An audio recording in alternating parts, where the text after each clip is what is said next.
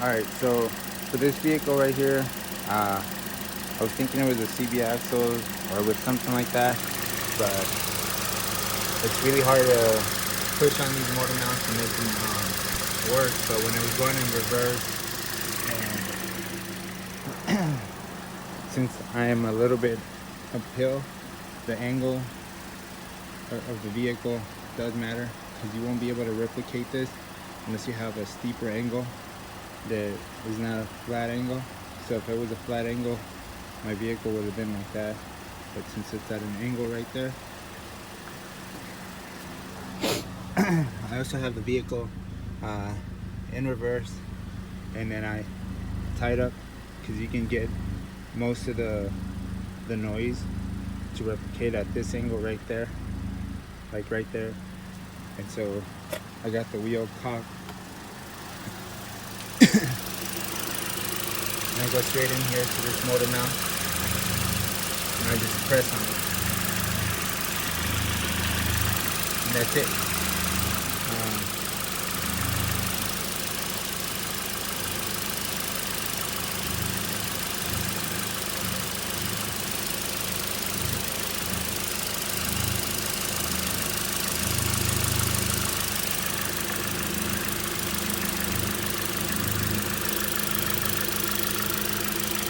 Go ahead and press on it on this side as well. It's not as profusely as bad on this side. Oh, I don't think it's as bad here, but it does drop really well back and forth.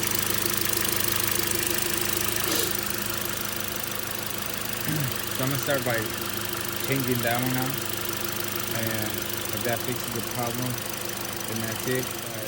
Most definitely, if you're having a problem with your motor mount, I recommend you change all four at once. But I'm not that rich this week. Alright, so first thing you want to do is jack up this side, put some jack stands on there. Now that I jacked up that side, I also jacked up the other side so I can get the clearance. And you can see it go up and down. See it just go straight up. Relieve the pressure, bring it down. That's where most of my chattering was coming from. Alright, so here's everything that you're gonna need to do this job right. First, you need like some kind of 3/8 or 1/2 inch, whatever your driver is. You're gonna definitely need an 18 millimeter socket, preferably deep well or shallow. It'll work. I use a deep well 18 and a deep well 14. To get the two top ones, you're definitely gonna need the 18, and I use this in here. I use the extension also to get the other 3 on the other side. You can have a couple 6 inches together, but I have a 15 and a 9-inch extension, and that got the nut in the bottom. But some extensions, an 18 mil, and some form of a light. I use these headlights a lot, and I'll use 2 because I jack stand them up, and a jack. It doesn't necessarily need to be a big jack like that. It could be a smaller one, but definitely a magnetic tray or a magnetic thing would be helpful. Something that I use. And in a nutshell, this job can be done with everything here. So your 18 mil is going to be for this one here, this one here. So it's the 14 and the 18, and the 14 fits all 3 of these. It's going to be this guy here, this one here, and that one.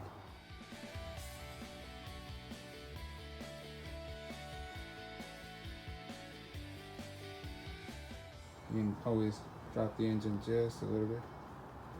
Once you go down, support it again.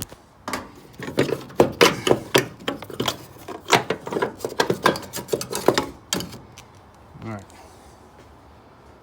So the only thing that I saw was these 2 up there. I thought that was just like a little rivet thing, but it's definitely a 14 mil nut that comes out from the bottom. Motor mount from the bottom. See how it's all tore up? It's really hard diagnostic to get this. This part is not expensive, But if you start throwing parts at it because you don't figure out exactly what the problem is, this can be a really expensive fix. The interior of the boot.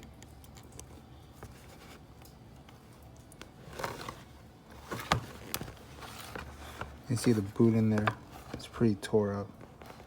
This is what's clicking, but to do it to you, chattering from this one section of it like not being held in together.